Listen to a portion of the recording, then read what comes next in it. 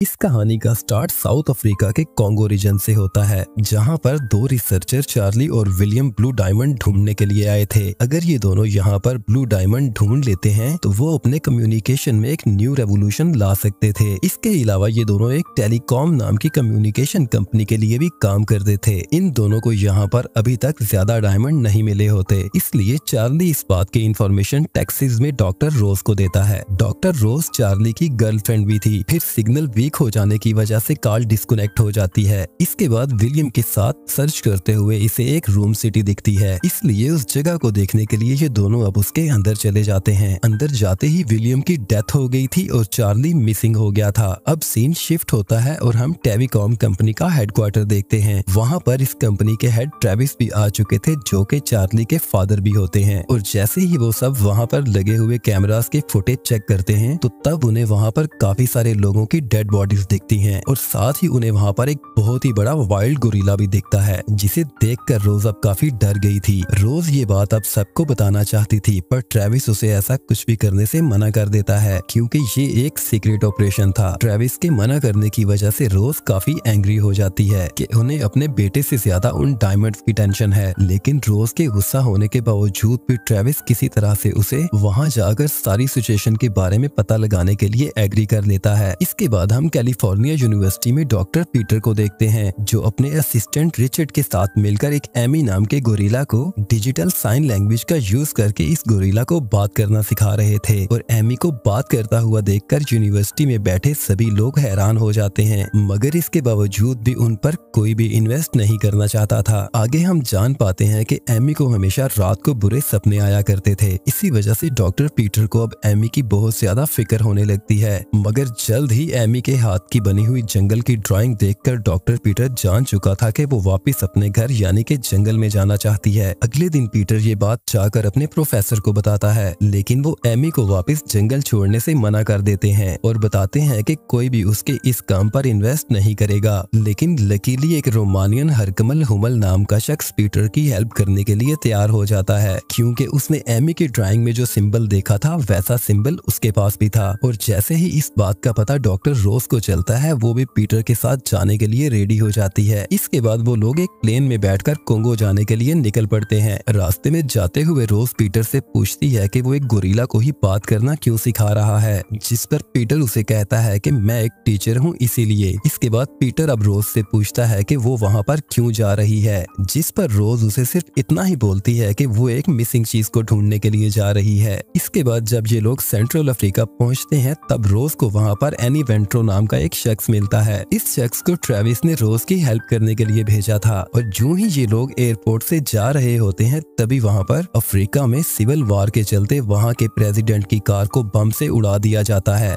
जिसकी वजह से वहाँ पर हर तरफ अफरा तफरी मच गई थी। इसके बाद वहाँ की लोकल मिलिट्री इन सभी लोगों को अरेस्ट कर लेती है, लेकिन लकीली वहाँ पर कैप्टन मुनरो आ जाता है, जो इन सभी को इस सिचुएशन से निकाल लेता है। इसके बाद ये सभी लोग एक प्लेन से आगे कोंगो के लिए निकलते हैं। कैप्टन मुनरो भी इनके साथ था। रास्ते में कुछ सोल्जर इनके प्लेन के ऊपर अटैक करने लगते हैं। ये देखकर डॉक्टर पीटर एमी को सुला देता है ताकि वो इस सारी सिचुएशन से घबरा ना जाए। वो लोग मुसलसल मिसाइल्स के साथ इनके जहाज पर अटैक कर रहे थे। कैप्टन मुनरी अब रोज के साथ मिलकर उन मिसाइल्स को डिस्ट्रॉय करने की कोशिश करता है, पर वो मिसाइल्स इतने ज्यादा थे कि इन सभी लोगों को पैराशूट के जरिए जहाज से जंप करना पड़ता है। इनके जमीन पे पहुंचते ही इनका जहाज मिसाइल लगने से ब्लास्ट हो गया था। ये देखने के बाद ये सभी लोग काफी डर गए थे। इसके बाद ये सभी लोग वहाँ से पैदल ही आगे के लिए निकल पड़ते हैं। यहाँ पर एमी इस जंगल को देखकर काफी खुश हो गई थी। रात को ये सभी लोग वहाँ पर रुकने के लिए कैंप लगा लेते हैं। वहीं पर मुनरो होमोल से पूछता है कि रोज यहाँ पर क्यों आई है, जिस पर होमोल उसे कहता है कि इस बारे में उसे कोई आइडिया नहीं है। लेकिन मुनरो ये बात अच्छे से जानता था कि होमोल यहाँ पर ब्लू डायमंड ढूंढने के लिए आया है। दूसरी तरफ रोज हेडक्वार्टर से राब्ता करती है और उन्हें बताती है कि वो चार्ली की लोकेशन पर पहुंच चुकी है, पर वहां पर चार्ली कहीं भी नहीं दिख रहा, जिस पर ट्रेविस रोज को वार्न करते हुए कहता है कि उसे अपना मिशन जल्दी कंप्लीट करना होगा, क्योंकि वहां पर जल्द ही वल्केनो एक्सप्लोर होने वाला था। इससे पहले कि रोज उससे कोई बात कर पाती, एमी वहां पर आके इसकी डिवाइस को डिस्ट्रॉय कर देती है, जिसकी वजह से इसका राब्ता अब अपने हेडक्वार्टर से कट चुका था। नेक्स्ट मॉर्निंग ये लोग आगे का सफर शुरू करते हैं। रास्ते में तेज बारिश स्टार्ट हो जाती है, जिसकी वजह से इन लोगों को आगे ट्रैवल करने करने में काफी ज्यादा प्रॉब्लम हो रही थी, इसीलिए ये लोग वहीं पर कैंप लगाकर रात रुक जाते हैं। नेक्स्ट मॉर्निंग ये सभी लोग जब सोकर उठते हैं तो उन्हें वहाँ पर पास ही के एक कबीले के 2 लोग मिलते हैं। वो लोग इन्हें बताते हैं कि उन्हें जंगल में एक रिसर्चर मिला है और वो शायद अभी जिंदा है। ये सुनने के बाद ये सभी लोग जल्दी से उसके पास जाते हैं। वहाँ पहुंचकर रोज उन्हें बताती है कि ये चार्ली का साथी बॉब है। बॉब के होश में आते ही वो उन्हें कुछ बताना चाहता था, लेकिन तभी वहाँ पर एमी आ जाती है, जिसे देखकर बॉब काफी डर गया था और इसी डर की वजह से वहीं पर उसकी डेथ हो जाती है। इसके बाद ये सभी लोग आगे का ट्रेवल बोट्स के ऊपर करते हैं। रास्ते में रोज होमोल्का से जेम्स की सिटी के बारे में पूछती है, जिस पर वो उसे बताता है कि जेम्स की सिटी काफी वक्त पहले मिसिंग हो गई थी,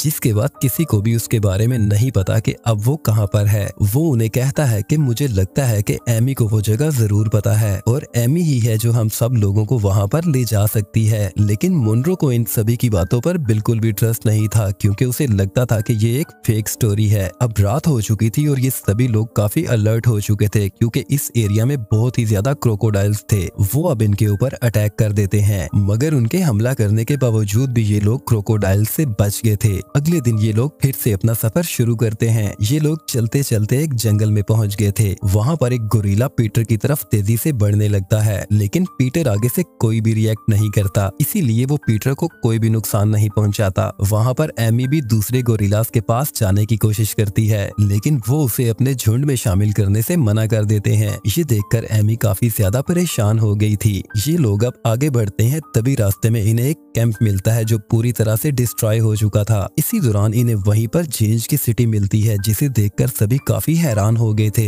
इसके बाद रोज पीटर, मुनरो और होमोल्का को लेकर अंदर चेक करने के लिए जाती है। रिचर्ड वहीं पर बाहर बाकी लोगों के साथ रुक गया था। इसी दौरान रिचर्ड के ऊपर एक व्हाइट गोरिल्ला अटैक कर देता है, जिससे बचने के लिए वो रोज के पास अंदर चला गया था। अंदर आने के बावजूद भी वो बच नहीं पाता, क्योंकि व्हाइट गोरिल्ला ने उसे बहुत बुरी तरह से जख्मी कर दिया था। इसके बाद वो व्हाइट गोरिल्ला अंदर आकर इन सभी के ऊपर अटैक कर देता है। इससे पहले कि वो किसी की जान लेता, रोज उसे अपनी गन से शूट करके मार देती है। इसके बाद वो एमी को लेकर जल्दी से वहाँ से बाहर आते हैं। बाहर आकर वो देखते हैं कि उनके सभी साथी मरे हुए हैं। ये सब देखकर मुनरो उन लोगों से पूछता है कि ये सब कैसे हुआ, जिस पर होमोल्को उसे कहता है कि ये वही हैं जो इस जगह की रखवाली कर रहे हैं और यही एक वजह थी कि आज तक कोई भी जेम्स के डायमंड को नहीं ढूंढ पाया था। इसके बाद वो रात को हाई टेक डिफेंस सिस्टम के साथ वहीं पर कैंप लगाते हैं और रात को गोरिल्लास जब उनको मारने के लिए उनके कैंप के पास आ रहे थे, तभी वहाँ पर लगे हुए सेंसर इन लोगों को उनके आने की खबर दे देते हैं। ये जानने के बाद ये सभी लोग उनके ऊपर फायरिंग करने लगते हैं, इसीलिए वो सभी गोरिल्लास वहाँ से चले जाते हैं। नेक्स्ट मॉर्निंग मुनरो देखता है कि सभी डेड बॉडीज अपनी जगह से गायब हैं और एमी और होमोल्का भी वहाँ पर नहीं है। ये सब उन दोनों को ढूंढने के लिए वापस जेम्स सिटी में चले गए थे। वहाँ जाकर पीटर को पता चलता है कि यहाँ के राजा ने ही गोरिल्लास को इतना ताकतवर और खूनख्वार बनाया, जिसके बाद इन गोरिल्लास ने अपने राजा और यहाँ पर रहने वाले सभी लोगों को मार दिया और इसी वजह से जेम्स की सारी सिटी तबाह हो गई। दूसरी तरफ वोल्केनो पहाड़ एक्सप्लोर होने लगा था,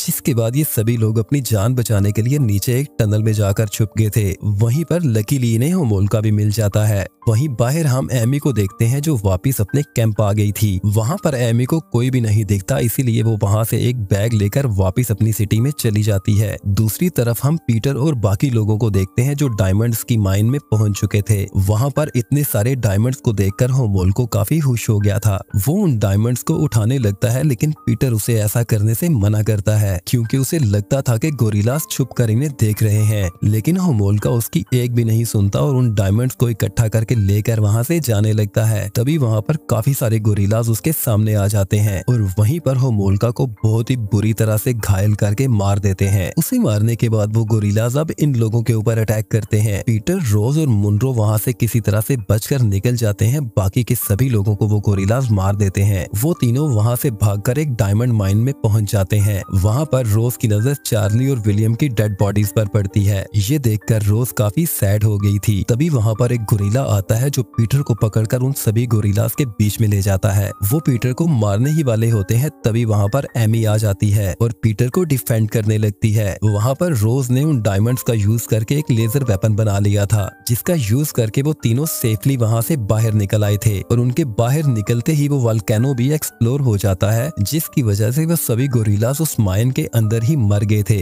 दूसरी तरफ रोज अपने कैंप में पहुंचने के बाद अपने हेडक्वार्टर से कम्युनिकेट करती है और ट्रेविस को बताती है कि चार्ली की डेथ हो चुकी है, लेकिन ट्रेविस को अपने बेटे से ज्यादा इन डायमंड्स की फिक्र थी।